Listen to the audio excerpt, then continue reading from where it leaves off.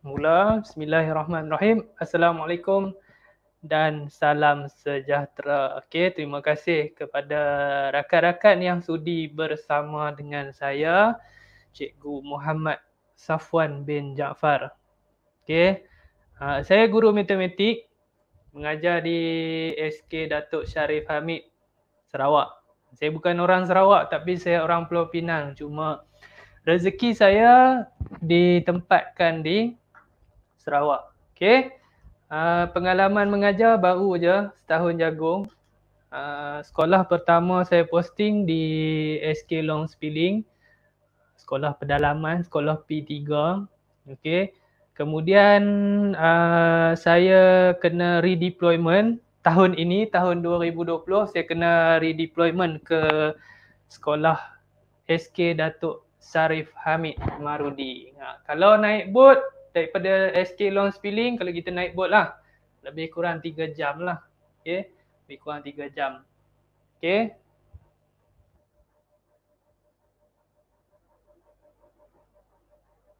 Ada orang tanya, jadi ke online? Saya tengah share link lah saja je. Sebab saya nak cuba bercakap live ni. Saya jangan live. Saya tak berapa biasa sangat.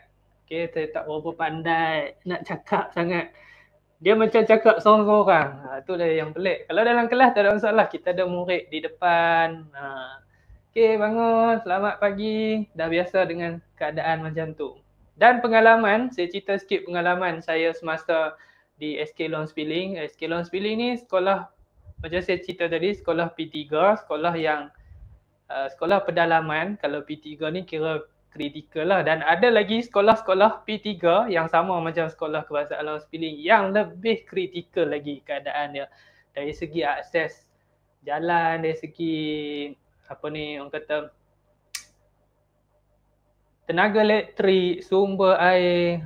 Sekolah dapat 1,500 ke Kuzam tanya ni. Ya, Kuzam allow untuk sekolah kategori P3 dikenali sebagai elang kesusahan. Dapatlah 1,500. Memang 1,500 tu kita gunakan untuk belanja, kadang-kadang habis untuk transport ataupun kita beli barang-barang keperluan lain lah macam bekalan minuman air bersih. Contoh saya hanya menggunakan air hujan. Assalamualaikum Cikgu Mekno. Saya guna air hujan ya untuk basuh pinggan apa semua. Untuk mandi, untuk masak saya guna air mineral lah yang saya beli. Okey. Baik. Saya nak berkongsi mengenai perkongsian amalan terbaik PDBC. Tajuk dia tu amalan terbaik. Biasa saja. Okey, nanti saya share saya punya skrin. Satno, saya share saya punya skrin. Kalau nampak boleh bagi tahu. Okey, saya tengok kat sini. Ya, betul pengalaman tu memang tak padan. Kalau nak di apa orang kata nak padankan 1,500 dengan kepayahan yang terpaksa kami cikgu-cikgu, terutamanya cikgu-cikgu sekolah P3 tanggung memang tak sepadan lah. Okey, alhamdulillah nampak Baik. Saya tak ada skrin sebab tu saya hanya tengok sebelah kiri saya ni ada telefon. Jadi saya boleh tengok orang punya komen, saya boleh tengok macam mana keadaan bila saya share saya punya skrin. Okey. Kita back to tak adalah hebat sangat dating customer, biasa saja.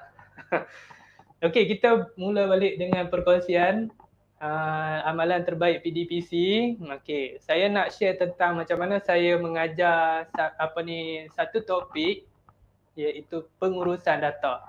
Kenapa saya nak share tentang pengurusan data? Sebab dalam matematik, pengurusan data ni antara topik yang mudah. Okey, yang mudah. Tapi ada tapi dia. Walaupun dia mudah, murid-murid tak boleh nak skor di sekolah saya dulu. Di sekolah lama saya bercerita tentang apa pengalaman yang saya hadapi. Tak boleh nak skor kerana tak faham. Okey. Masa awal posting saya masuk dalam kelas, saya nak ajar tajuk ni, pengurusan data. Kalau tak silap saya bab yang belakang lah 18. Last yang ujung-ujung kan. Murid tanya saya, cikgu, apa itu data? Masa tu saya baru posting. Murid tanya apa itu data? Saya tergamam. Apa benda kan pengurusan data tu? Saya cuma hanya mengajar sebagai content delivery. Saya hanya sampaikan, okey, hari ini kita akan belajar tajuk pengurusan data. Murid-murid tengok di belakang cikgu ni ada graf palang, ada carta pie, terus macam tu. Jadi tak ada makna di sebalik apa graf palang, apa carta pie, kenapa perlu buat graf palang. Bila masuk murid-murid tahap 1 pula, kalau saya tak silap, pengurusan data ni kena buat bentuk gundalan. Okey, kena buat bentuk gundalan. Bila saya sebut buat bentuk gundalan, anak murid saya, apa benda tu cikgu gundalan? Saya tidak tahu, saya tak pernah dengar. Okey, tiba-tiba suruh buat je. Ambil nombor, saya ambil nombor 9, okey, tukar nombor jadi bentuk gundalan. So, penyampaian konten yang saya deliver kepada murid tak memberi makna. Okey, baik. Apa benda ni? Okey. Pertama sekali saya kongsikan, yang ini saya punya nota yang saya simpan dalam Microsoft Access. Masih ada lagi. Sebelum saya nak memulakan tajuk ataupun nak memperkenalkan pengurusan data, saya suka semang-semang saya tanya dengan murid. Dan untuk pengetahuan penonton, anak murid saya tak ramai di SK Long Spilling. Anak murid saya tak ramai. Satu sekolah ada 10 orang saja. So dalam satu kelas akan ada 2 orang, paling sikit ada seorang, paling ramai pun ada 4 orang. Okey. Jadi yang ini saya gunakan nota, tak silap saya masa tu untuk murid tahun 4 dan tahun 5. Okey, murid tahun 4 dan tahun 5 berada dalam satu kelas. Macam mana saya nak ajar murid tahun 4, murid tahun 5? Saya nak ajar benda yang sama ni, saya nak ajar tentang pengurusan data. Saya nak kena entertain murid tahun 4. Saya nak kena entertain murid tahun 5. Sebab di sekolah SKM, PDPC dijalankan secara kelas bercantum.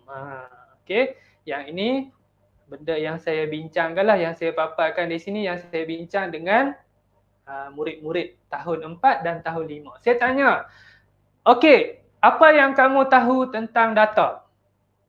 Ada murid dia confident, angkat tangan. Cikgu, saya tahu data yang 1 gig, yang 5 gig tu cikgu, yang 10 gig.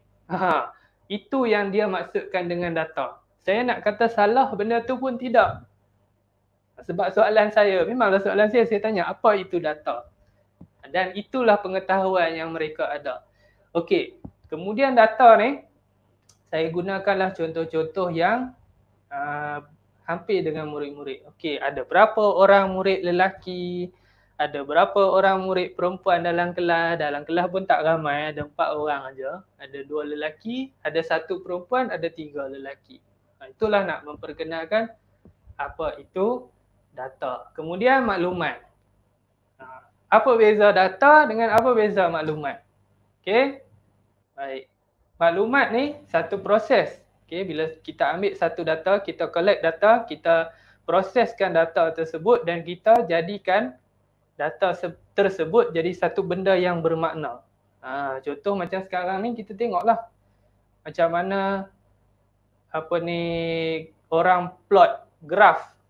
Okay, setiap hari kita biasa tengok graf COVID-19 kan. Jadi kita tahu, di situ rupanya cara orang plot graf, dan kemudian daripada data-data tersebut diproses jadi maklumat, dan daripada maklumat tu kita boleh ramalkan adakah akan berlaku peningkatan ataupun akan berlaku penurunan. Baik. Okey. Slide yang seterusnya, ini dia gambar di sekolah dahulu. Saya jalankan aktiviti lah. Di sini boleh nampak ada murid sedang ada murid yang sedang collect data. Ini murid tahun 4. Dia tengah collect data. saya suruh dia pergi tanyalah. Tapi sebelum tu kita kena ajarlah tentang adab. Daripada situ nak dapatkan ilmu kena ada adab. Saya tengok budak-budak ni tak tahu, kadang-kadang dia pergi ketuk pintu, "Hei, kamu suka makan apa?" Dia nak minta data dengan cara yang macam tu. Okey, saya betulkanlah. Kalau boleh kita bagi salam, maaf mengganggu, nama saya sekian sekian sekian, saya datang saya nak mengutip data untuk projek pengurusan data. Okey? Saya ajar tentang macam mana kita nak berjumpa dengan orang, macam mana kita nak communicate dengan orang-orang yang ada di persekitaran sekolah. Contohnya dekat sini ada seorang pakcik tu dia datang, tukang kebun dia datang. Macam mana kita nak berucap dengan orang? Macam mana kita nak atasi rasa malu? Itu pun penting juga. Okey, nampak tak dekat sini ada seorang budak ni sampai ke sampai ke luar dia pergi cari orang tukang kebun dia nak pergi tanya. Okey, baik. Masa nak mengutip data tu, saya tak bagi tahu macam mana dia nak simpan. Saya tak cerita pun, okey kamu kena buat macam ni. Tak ada. Saya kata, okey murid-murid, kamu boleh pergi kutip data sekarang. Macam tu je. Cikgu, kami kena bawa kertas ke, kena bawa pensel ke? Biasalah budak-budak. Okey. Dia akan tanyalah, kena bawa itu, kena bawa ini, macam mana nak buat. Saya beri kebebasan kepada murid-murid, macam mana awak nak catat, ikut suka awak, pastikan bila awak dah balik dalam kelas, awak dah dapat data tu. Okey. So hasilnya, saya nak tunjuk hasilnya. Murid-murid ni tak ada pengalaman tau, dia tak ada pengetahuan sedia ada macam mana dia nak collect data. Hasilnya kita tengok. Ni dia cara mereka mengumpul data. Boleh tengok Ada dahaga. Boleh minum air asat tak?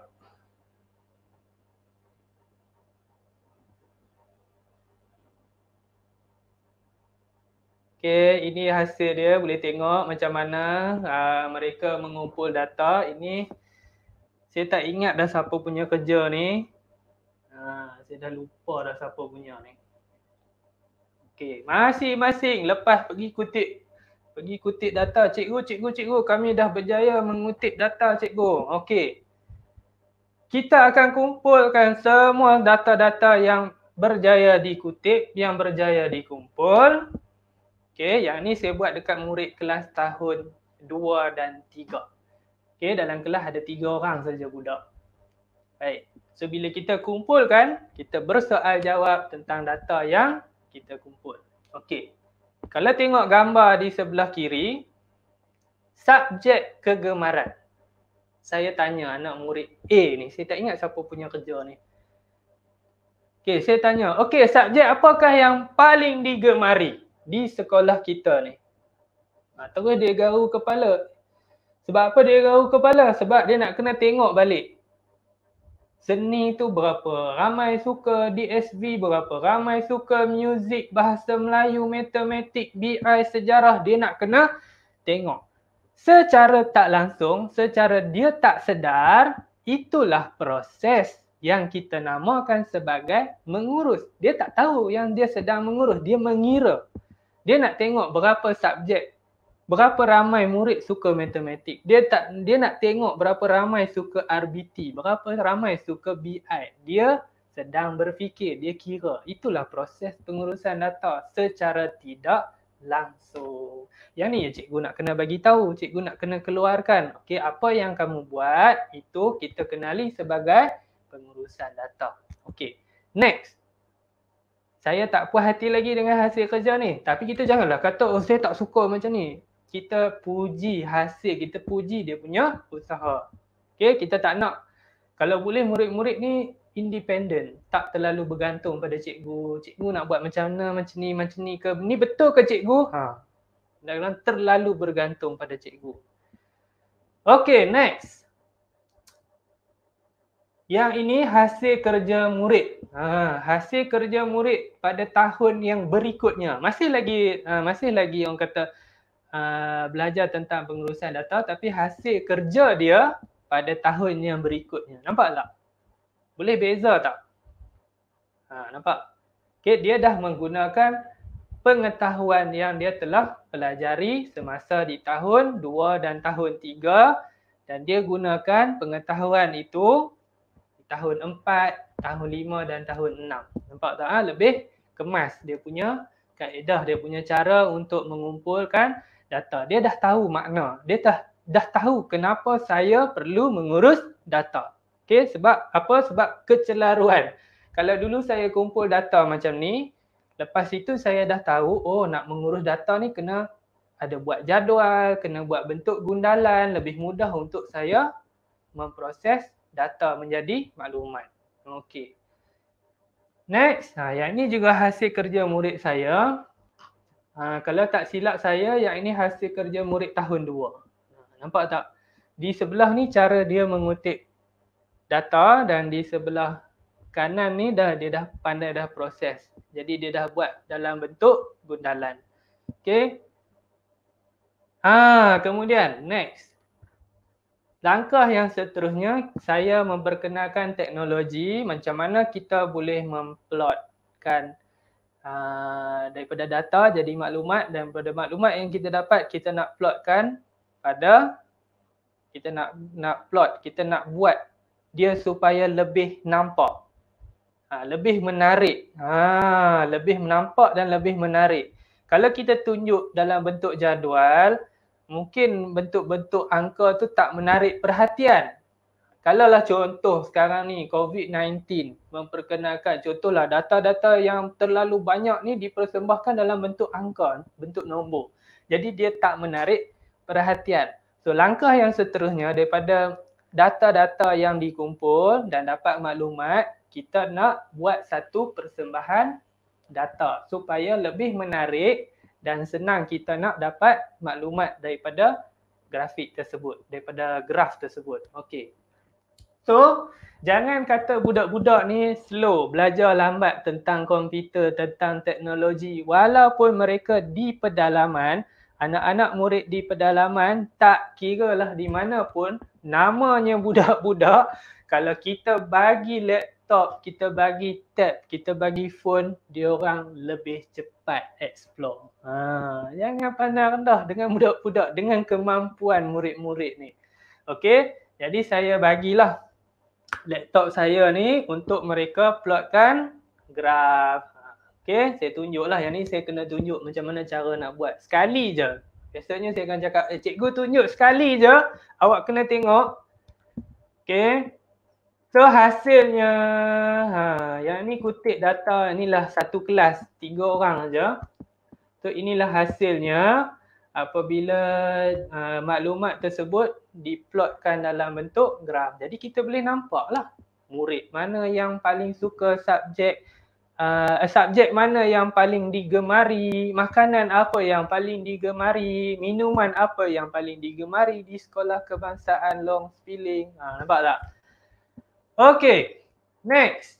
Ada yang kata macam mana cikgu buat aktiviti pengurusan data di sekolah? Bolehlah, sekolah cikgu kecil, budak-budak tak ramai. Okey, saya buat juga aktiviti mengutip data, okey,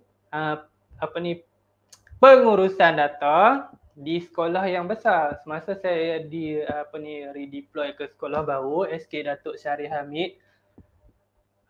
Ni murid-murid tahun 6. Okey, dalam kelas tersebut ada lebih kurang ada 15 orang murid. Okey. Ada 15 orang murid.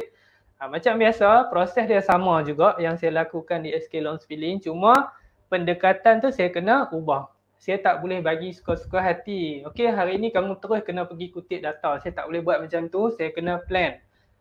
Contohnya, saya akan bagi masa dekat anak-anak murid supaya mereka ada satu jangka masa yang cukup untuk mereka mengumpul data. So, saya punya kelas habis hari Rabu. Lepas tu saya tak ada kelas dah dengan anak murid tahun 6. Jadi mereka ada banyak hari lah. Hari Rabu, hari Khamis, Jumaat, Sabtu, Ahad dan hari Isnin mereka akan bawa data tersebut dan persembahkan kepada saya dan juga rakan-rakan yang lain. So kita pergi makmal lah, memang mereka sangat excited nak masuk makmal. Dan tengok di sini saya juga ajar macam mana murid menggunakan Microsoft Excel untuk memplot maklumat. Ini hasil kerja. Kalau kita fikirkan balik, ini murid di sekolah lain. Cuba kamu pula dah biasa dalam kelas, cuba penonton tengok cara dia orang collect data tu lebih kurang sama aja dengan, nampak tak? Lebih kurang sama aja. Okay, itu apa yang mereka imagine. Macam mana saya nak tulis. Okey, ini hasil kerja anak-anak murid tahun 6 saya yang dirindui. Lama lah tak jumpa. Okey, ini hasil kerja mereka lah dalam Microsoft Excel.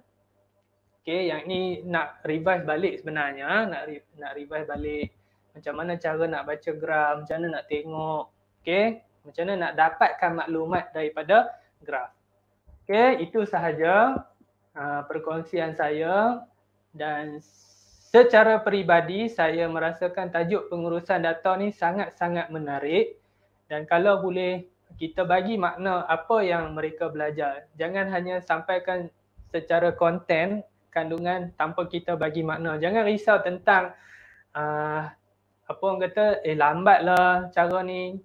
Apa yang penting kita bagi makna. Saya ada seorang murid lah yang belajar dalam keadaan kata daripada dia tak tahu apa-apa tentang pengurusan data, sampailah satu hari dia nak bagi nama dekat kumpulan. Dia punya idea dia, cikgu apa kata kita buat undian, kita buat bancian. Saya tengok kesungguhan dia ambil kertas, dia buat jadual, dia pergi tanya kawan-kawan dia satu sekolah. Dia nak buat nama kumpulan, dia tak tahu nak pilih.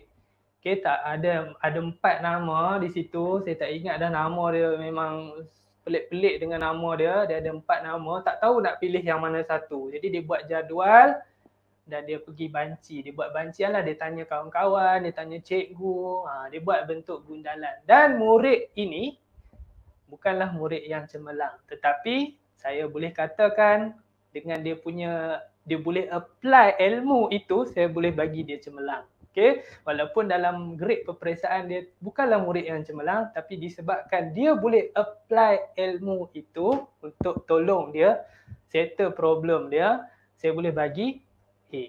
Nampak tak? So, saya harap perkongsian saya yang tak ada apa-apa sangat sebenarnya, cuma saya seronok nak berkongsi, dan saya harap cikgu-cikgu lain boleh apply benda ni. Jadikanlah pembelajaran bermakna di dalam kelas. InsyaAllah murid-murid kita akan suka dan sayang dengan matematik. Kita jumpa lagi. Assalamualaikum. Bye-bye.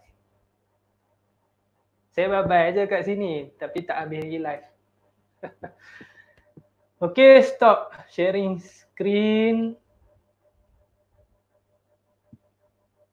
Besar sikit, ada orang komen, besar sikit screen tu boleh tak, nak buat macam mana ni?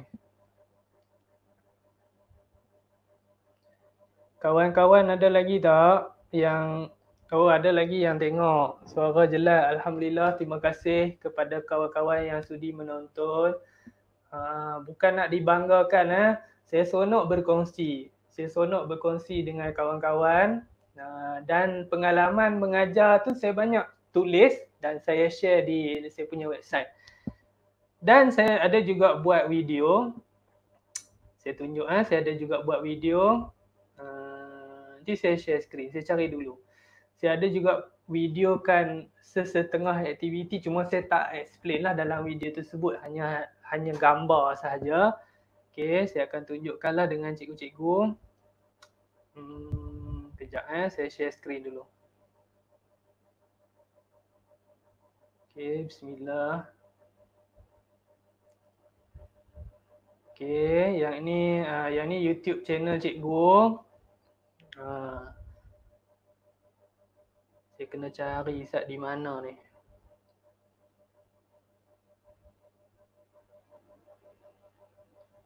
Okay, yang ini aktiviti pengurusan data. Okay, saya share nah. Seronok pengurusan data ni. Data. Okay, saya share nah.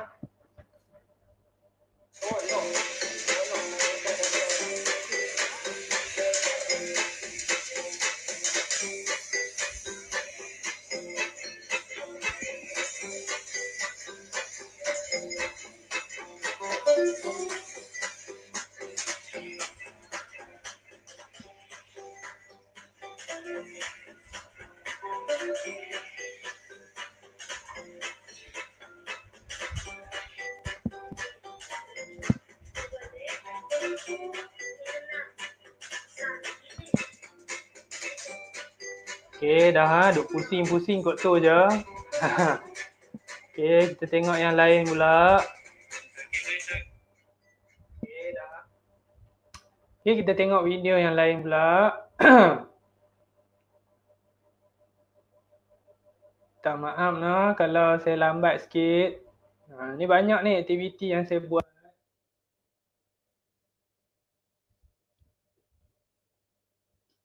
Bateri nak habis. Dah balik. Okay.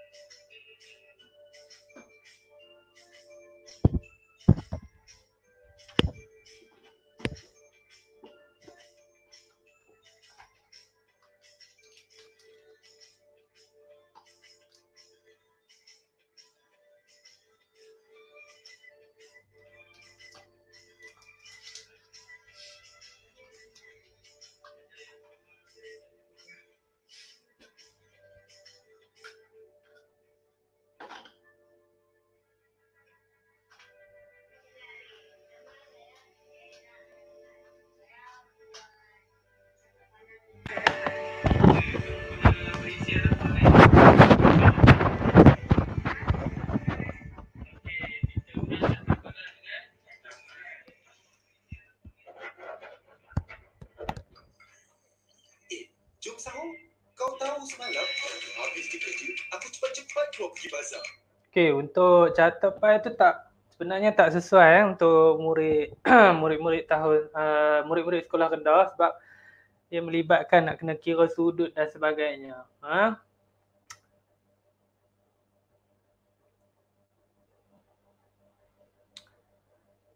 Okay, ada yang komen rindunya nak pi tengok video aktiviti PDPC. Alhamdulillah memang seronok. Saya memang sukalah mengajar di pedalaman Sarawak. Okay, tahun pertama saya posting memang satu pengalaman yang tak dapat saya lupakan sampailah ke hari ini. Memang seronok, memang pengalaman tu takkan dilupakan lah sampai bila-bila. Okay. Sebelum tu saya nak promote buku. Ni buku dia ni. Tajuk dia memang best. Yes, but why? Teaching for Understanding in Mathematics. Okay. Buku ni bagus untuk sebagai rujukan cikgu-cikgu lah. Walaupun matematik kena baca, sebab kita nak dapatkan idea macam mana nak sampaikan kemahiran-kemahiran dalam matematik secara penerokaan. So ada banyak kandungan dia, ada sekolah menengah, ada sekolah rendah, cikgu-cikgu boleh dah buat rujukan lah. Dan kebanyakannya saya rujuk daripada buku ni untuk aktiviti terutamanya melibatkan operasi asas, tambah, tolak, darab, bahagi, pecahan, perpuluhan. Okay, kalau peratus, buku lain pula. Dia ada satu buku yang cerita tentang pecahan. Ini dia buku yang cerita tentang ini dia. Teaching Fraction Ratio for Understanding. Sangat bagus buku ni. Okay. boleh dapat. Yang ni saya beli online. Buku ni saya beli dekat Amazon dan yang ini saya beli dekat Kinokuniya. So di Kinokuniya ni ada banyak buku yang bagus. Cikgu boleh cari dekat sana, boleh beli online. Dan sebenarnya sangat membantu untuk kita dapatkan idea selain daripada kita cari maklumat tu di internet. Okey. Setakat itu sahaja. Saya nak pergi minum air. Dahaga dah ni. Okay, kita jumpa lagi dalam perkongsian yang lain dan saya harap apa yang saya kongsikan hari ini dapat membantu cikgu-cikgu sedikit. Kalau tak banyak, sedikit pun jadilah tentang macam mana cikgu nak menyampaikan ataupun nak menjalankan aktiviti berkaitan pengurusan data supaya apa yang cikgu sampaikan, konten dia memberi makna kepada murid. Kita jumpa lagi. Assalamualaikum warahmatullahi wabarakatuh. Jangan lupa esok puasa lagi.